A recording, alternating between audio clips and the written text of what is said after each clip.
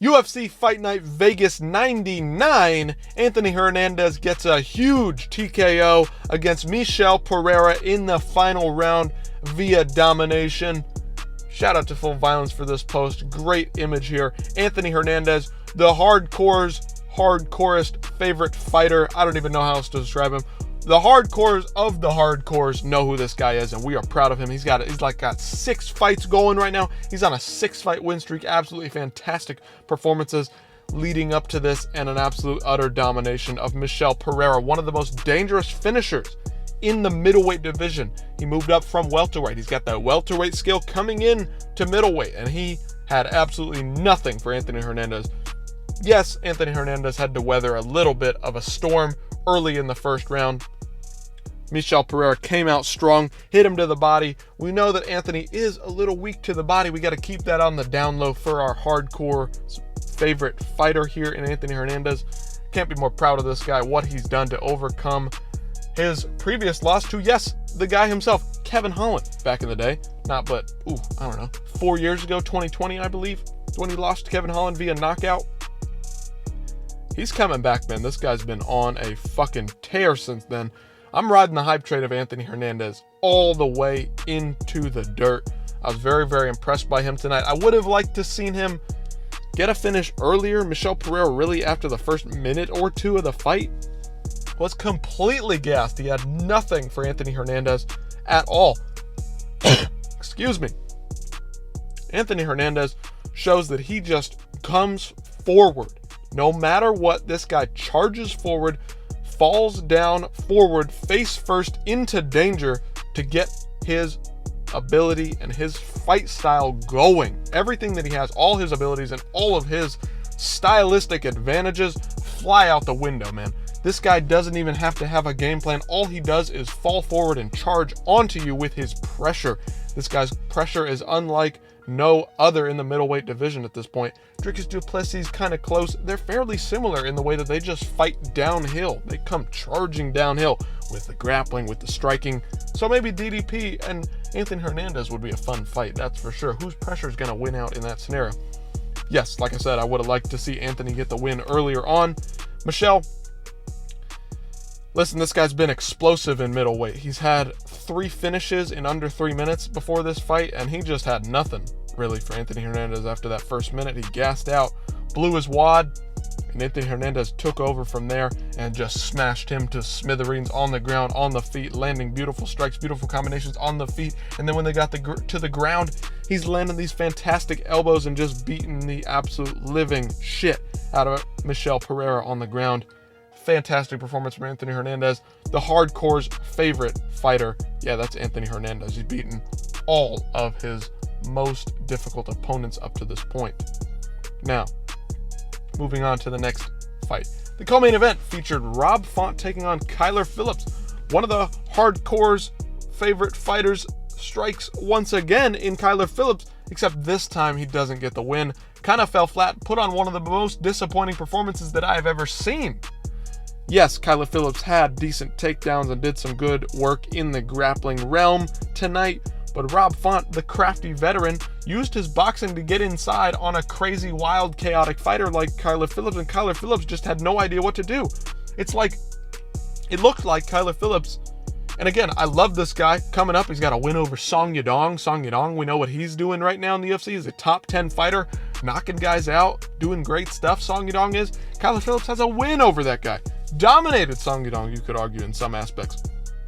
Kyler Phillips, it seems, if you're not going to stand there in front of him and take shots, he doesn't know what to do. He throws spinning elbows, spinning kicks all day long, except when you're fighting a fundamental boxer who needs to be all the way in or all the way out like Rob Font, that stuff isn't going to work.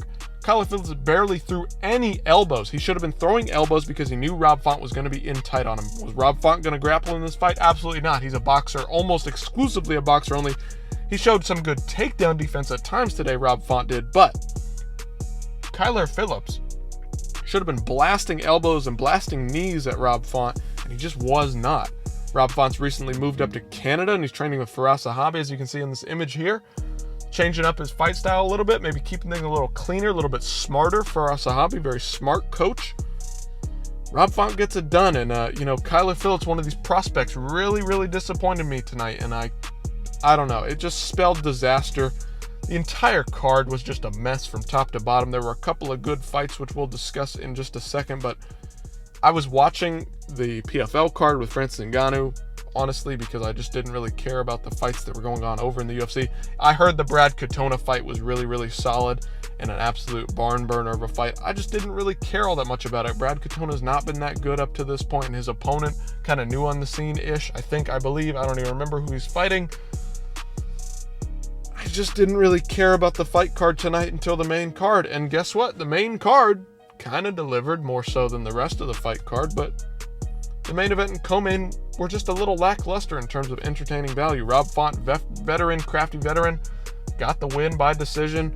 Anthony Hernandez dominated Michel Pereira. Michel Pereira should have been shot out like a cannon, just wasn't really doing anything after the first minute, and Anthony Hernandez should have finished him earlier on. Just not a great card top to bottom at all. Anyway, on to Charles Johnson versus Sue Mudaerji. This was a fantastic fight. There were moments in this that were just absolutely awesome to watch. Scrambles galore. I mean, Sue Mudaerji, through the first and most of the second round until about a minute left in the fourth round, in the second round, excuse me.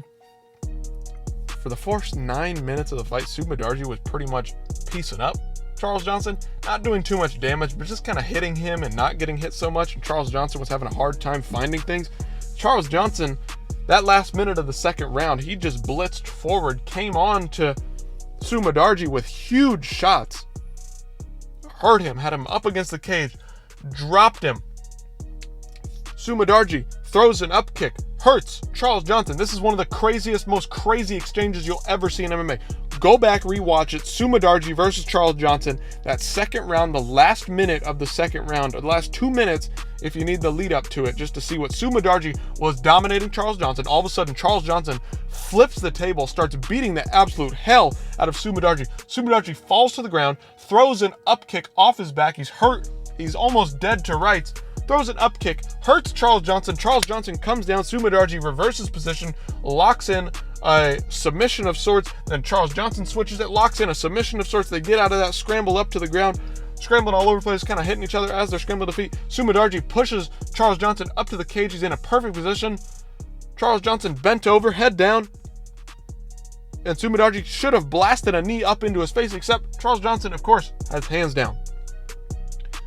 This is why we need to remove the grounded opponent rules. Knees to a grounded opponent is the most essential rule that needs to happen and needs to be brought in to the UFC. Knees to a grounded opponent need to be brought to the UFC because of this exchange right here. It's a perfect exemplary moment in the UFC's history. It was one of the most chaotic and fun, exciting moments and exchanges across a minute of fighting that I've ever seen. Sue Mudaerji piecing up Charles Johnson. Charles Johnson again comes in, beats up Sue Mudaerji, dropped him. Sue Mudaerji lands an up kick, hurts Charles Johnson. They switch around. They throw submissions up at each other. Sue Mudaerji eventually gets up to his feet, pushes Charles Johnson into the cage. He's ready. Imagine if he was able to throw a knee right there and finish Charles Johnson. The up and down roller coaster of emotions within a minute of grappling, striking, wrestling, scrambles, all of that combined within just a minute of time would have been one of the greatest exchanges in MMA history ever. If Sue Mudaerji was able to follow up with a fucking knee on the ground and fucking annihilate Charles Johnson. I've got nothing against Charles Johnson. I don't even really like Sue Mudaerji that much.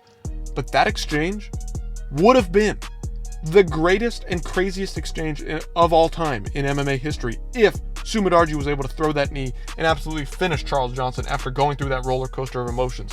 Both guys, absolutely awesome minute of fighting there. One of the best MMA, mixed martial arts, segments of fighting, situations of fighting for both guys, facing danger, having moments of triumph, and then ultimately stalling up against a cage to end it. What if there was a finish there? What if there was a finish there? It would have been reminiscent of Pat Barry, Czech Congo, or whatever the fuck that fight was back in the day, where they're back and forth knocking the hell out of each other. I'm dying here because of how devastating it is that there are no knees on the ground. That's how bad this is. I'm dying. Anyway, fantastic fight. Charles Johnson gets the win. Calling for bigger fights. He deserves it. He's had a couple of wins. I said a couple. It's late, guys. He's had a bunch of really, really solid wins. Arguably beat Mokaev just a couple of months back. Actually, what was that, a year and a half ago almost now? Jeez, I'm losing track of time. Darren Elkins, man. This dude just doesn't know how to lose. If you don't put this guy away in the first round, if you don't knock his fucking ass out in the first round, he will wear you down and beat you up like you have never been beaten up before.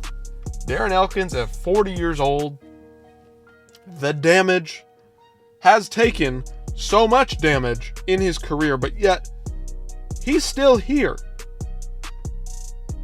He beat up Daniel Pineda. Pineda, after the first round, had a couple of moments of success in the striking realm. Darren Elkins just got to him, man. Beat him up.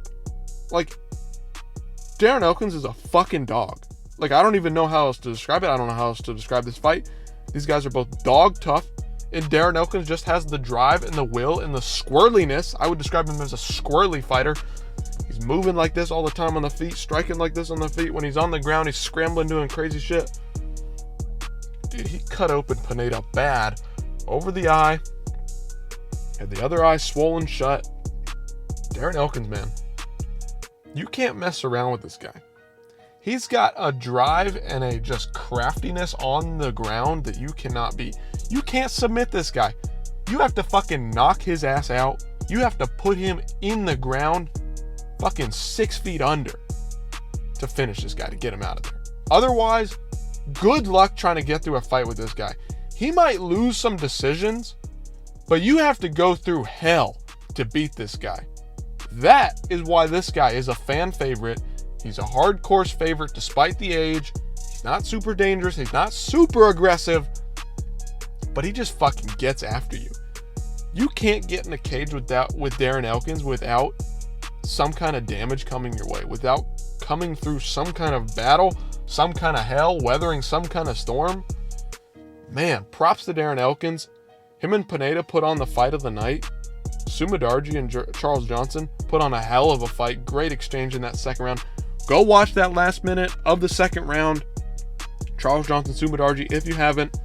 Fantastic stuff. The definition of mixed martial arts. Rob Font, veteran win over one of the fucking worst performances from a prospect I've ever seen in Kyler Phillips. Just so disappointing.